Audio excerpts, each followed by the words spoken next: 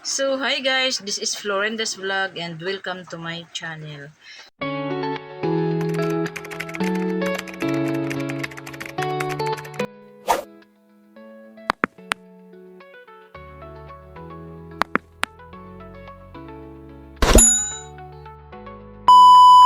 So, ngayon pala guys, no, gabi na pala ngayon tapos medyo maulan talaga dito sa amin. Ngayon pala ay December 28 na. So, ngayon guys, nandito ako ngayon sa aking mga makina kasi nga po nagtatahisan ako ng mga basahan.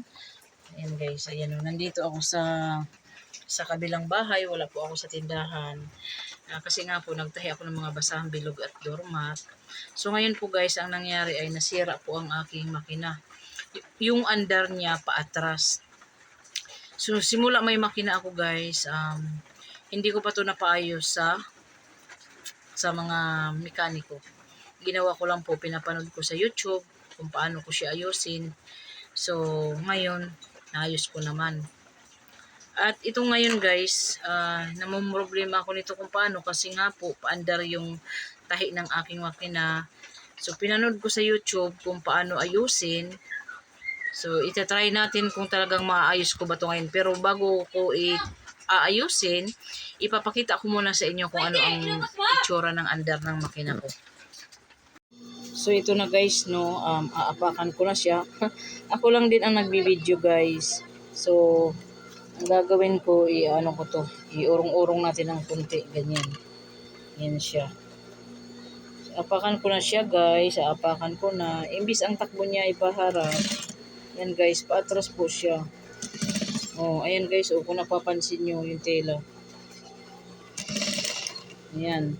Na dapat sana, ang under nito ay yung tela sana, itatakbo to siya ng pagganun. So ngayon guys, ayun, itatry ko na kung paano ayusin. Siyempre, yung una kong gagawin ay patayin ko muna yung yung switch at tanggalin natin sa pinagsaksakan guys. Baka ko lang pala yung kuryente tayo. So ito lang po yung gagawin ko guys. Tanggalin ko tong switch. So tanggalin ko muna guys. Wala kasi akong tagahawak ng camera. Ipakita ko lang pagtanggal na ang switch. Madilim na siya, no? So ayun na po yung forma. Lubat na kasi ang cellphone ko guys, no?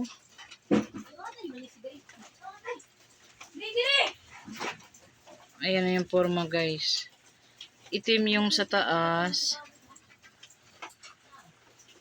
Mahirap naman pag walang kamera. Ano ba yan? Ayan. Nakanaitan tayo.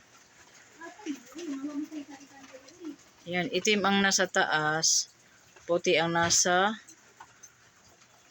baba. So ipagpalit natin, itry natin kasi ganun ang ginawa ni Sir John Ray style. Ano ba yun? So yun, itatry natin guys kung talagang magagana ba siya. So ayan na po guys, no, ipagpalit na natin. Itong itim ang ilalagay natin dito sa baba. Ang hirap pag walang maghawak ng camera. Ilalagay natin siya. Wait lang guys, ipakita ko na lang sa inyo kung paano. Basta ibaliktad natin ang itim at ang puti.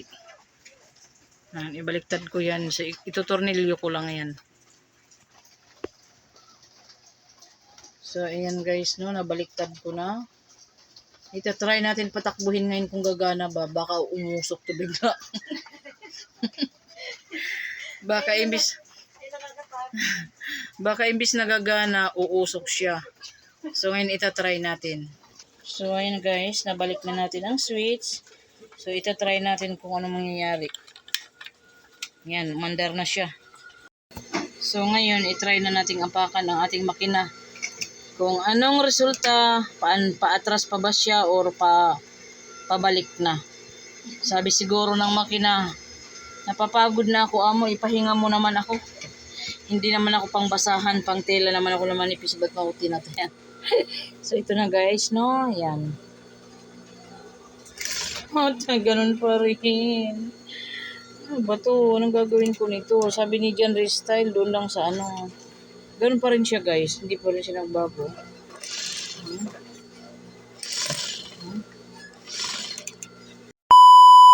Kailangan talaga to ng mekaniko na. Guys. Sige lang guys.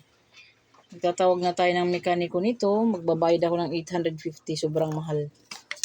So yan. Sana maayos ko pa to. Maghahanap ako ng ibang paraan, no? Pag hindi talaga, bukas magtatawag na ako ng mekaniko guys. So ayun lang guys, no? Maraming salamat sa palaging nagsusuporta sa aking mga vlog. Kahit na bihira na lang po ako makasupport sa inyo, no? Maraming salamat sa Team Survivors. At sa mga hindi pa nakapag-subscribe dyan, na nakapanood nitong aking video, huwag niyong kalimutang i-like, i-share, and i-subscribe ang aking channel, Florenda's Vlog. Maraming salamat sa inyo dahil kung wala kayo guys, walang Florenda's Vlog. At sa lahat ng aking members ng aking channel, shout out sa inyong lahat.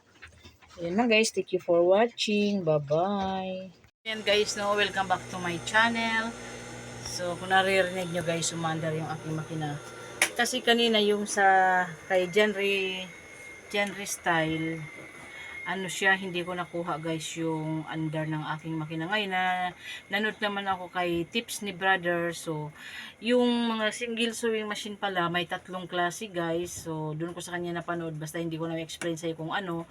So, yung makina ko, ang pinakamabilis pala gawin. So, ito ibabaliktad natin at camera at papakita ko sa inyo. Ito lang pala guys, ang pinakamabilis na paraan, no? Yung sa mga ganitong makina ba, sa mga nakapanood dyan, gaya ng makina ko pala. Marami kasi pala ang klase ng nitong makina ng sewing machine. So, ang akin, itong may switch dito, nandito to kanina. Nandito siya kanina, i-adjust lang pala siya, igaganon, ililipat. Meron namang iba na may disaksak dito, ibabaliktad lang siya. So, yung ganitong klase ng machine, ito. Yung sa kay genre style pala, iba naman pala yung sa makina niya, kaya sa switch ang ibang style din yung sa makina niya, kaya sa switch inaayos. Depende pala yan sa klase ng makina guys. So ngayon ipapakita ko sa inyo ang andar ng aking makina. So ayan guys, no, binuksan ko na. Ayan, naka-on na siya. So ito na yung aking makina ngayon guys. Oh, ayan ha. Kanina paatras, di ba, pa ganun ang andar kanina, pabaliktad. Ngayon, ayan na siya. Paharap na siya. O, tuloy-tuloy na. Mahirap kasi pag paatras ang kanyang under guys. Kasi pati yung bobbin case at winder, nagkabuhol-buhol talaga siya sa ilalim. Kaya tinanggal ko siya. So, ayan na siya guys. O. So, ayun po guys, naging okay ng aking makina dyan, naayos ko naman siya.